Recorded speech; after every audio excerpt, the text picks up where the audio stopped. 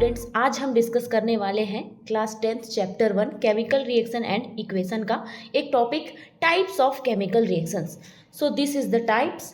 First is combination reaction, second is decomposition reaction, third is displacement reaction, fourth is double displacement reaction and fifth oxidation and reduction reaction. So first is combination reaction. Combination reaction को हम कैसे समझेंगे? जब to or more substances आपस में combine होकर के एक नया सब्सटेंस फॉर्म करता है. This is the definition. The reactions in which two or more substances combine to form a single substance under suitable conditions. तो ये जो है हमारा कॉम्बिनेशन रिएक्शन दो एलिमेंट के बीच भी हो सकता है, दो कंपाउंड के बीच भी हो सकता है और दो एलिमेंट और कंपाउंड के बीच भी हो सकता है. अब हम देखेंगे एग्जाम्पल. तो this is the first example, combustion of coal. तो जब कोल को बर्न किया जाता है एयर के प्रेजेंस में तो कार्बन डाइऑक्साइड गैस फॉर्म होता है. तो this is the reaction carbon plus oxygen, जो कि फॉर्म रिएक्शन आपस में रिएक्शन करके कार्बन डाइऑक्साइड गैस में कन्वर्ट हो जाता है. सो यहाँ पर ये एक सब्सटेंस हुआ और ये एक सब्सटेंस हुआ, ये आपस में कंबाइंड होकर कार्बन डाइऑक्साइड गैस का फॉर्मेशन करते हैं. Is the second example of combination reaction, formation of iron sulphide. तो यहाँ पर आयरन के छोटे छोटे पीसेस को जब सल्फर पाउडर के साथ गर्म किया जाता है, हीट किया जाता है, तो वो आयरन सल्फेट में कन्वर्ट हो जाता है. यहाँ पर देखिए कॉम्बिनेशन रिएक्शन, आयरन को सल्फर के साथ मिलाकर कंबाइन किया जाता है, हीट किया जाता है, तो वो आयरन सल्फेट में कन्वर्ट हो जाता है.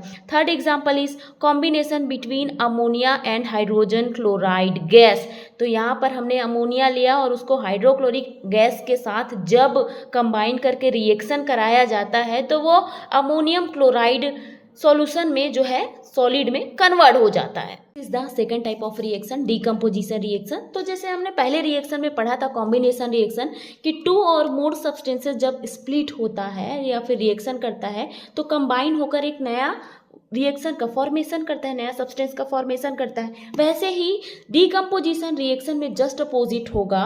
एक जो रिएक्शन है वो स्प्लिट हो जाता है two or more simple substances में. This is the definition, the reaction in which single substance split into two or more simple substances under suitable condition. This is the example of decomposition of potassium chloride. तो यहाँ पर जो potassium chloride दिख रहा है, ये potassium chlorate को जब हीट करेंगे तो वो स्प्लिट हो जाता है पोटेशियम क्लोराइड में और ऑक्सीजन में. This is called decomposition reaction, means break होना सब्सटेंस का. This is second example of decomposition reaction, decomposition of lime stone. जब लाइम स्टोन को हीट किया जाता है, मीन्स चूना पत्थर, उसको जब हीट किया जाता है तो कैल्शियम ऑक्साइड और कार्बन डाइऑक्साइड गैस में वो स्प्लिट हो जाता है.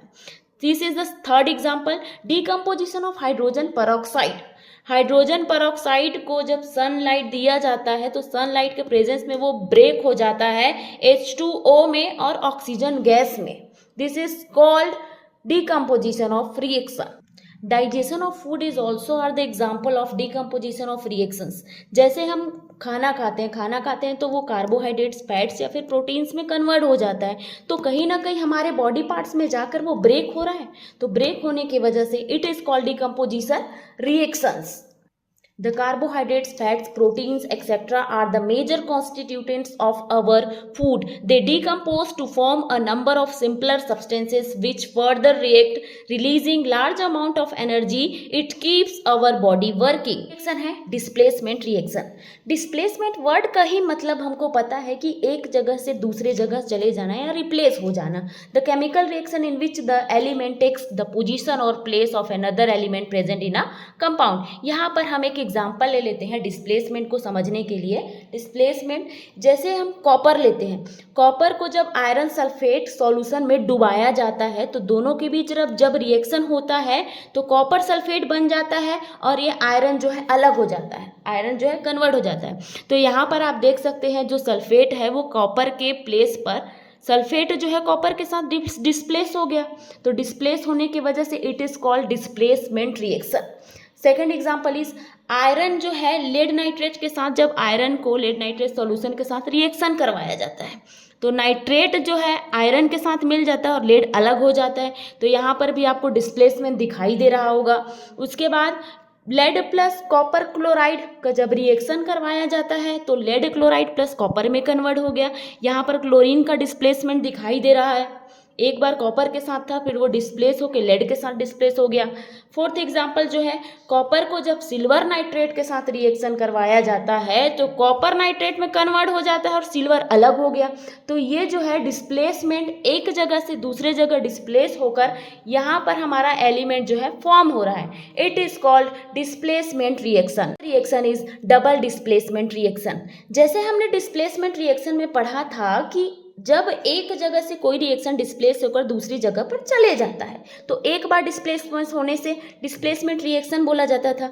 जब कोई भी रिएक्शन दो बार यहाँ से हटकर दूसरे रिएक्शन पर दो जगह से डिस्प्लेस होता है तो ये डबल डिस्प्लेसमेंट रिएक्शन कहलाएगा।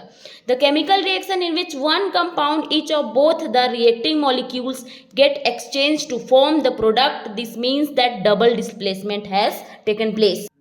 This is the example.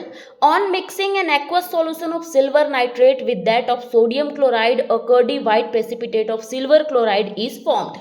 जब सिल्वर नाइट्रेट को NaCl, दोनों एक्वस सॉल्यूशन है, दोनों सॉल्यूशन को जब रिएक्शन करवाया जाता है तो यहाँ पर सिल्वर क्लोराइड का एक प्रेसिपिटेट बनता है और सोडियम नाइट्रेट का एक्वस सॉल्यूशन बन जाता है। तो यहाँ पर देख सकते हैं आप Ag के साथ चला गया, डिस्प्लेस हो गया Cl, और Na के साथ, सोडियम के साथ नाइट्रेट का डिस्प्लेसमेंट हो गया। तो यहाँ पर भी डिस्प्लेसमेंट हो रहा है, यहाँ पर भी डिस्प्लेसमेंट हो रहा है, तो यहाँ दोनों रिएक्शन के बीच डबल डिस्प्लेसमेंट फॉर्म हो जा रहा है। सेकेंड एग्जाम्पल देखेंगे हम। लेड नाइट्रेट एक एक्वस सॉल्यूशन लिया हमने, यहाँ पर सोडियम सल्फेट का एक्वस सॉल्यूशन लिया हमने, दोनों का जब रिएक्शन करवाया गया तो लेड सल्फेट का वाइट प्रेसिपिटेट बन गया और सोडियम नाइट्रेट का एक एक्वस सॉल्यूशन बच गया। तो यहाँ पर भी देख सकते हो आप, लेड जो है सल्फेट के साथ चला गया और सोडियम जो है नाइट्रेट के साथ चला गया। तो यहाँ पर भी डबल डिस्प्लेसमेंट दिखाई दे रहा है, डबल डिस्प्लेसमेंट हुआ है इस भी रिएक्शन में। Third example is copper sulphate का जब हाइड्रोजन सल्फेट के साथ रिएक्शन करवाया जाता है तो यहाँ पर भी आपको डबल डिस्प्लेसमेंट दिखाई दे रहा होगा। H2SO4 गैस यहाँ पर एक्वस सॉल्यूशन बन गया। ये एक और एग्जांपल आप देख सकते हैं डबल डिस्प्लेसमेंट का।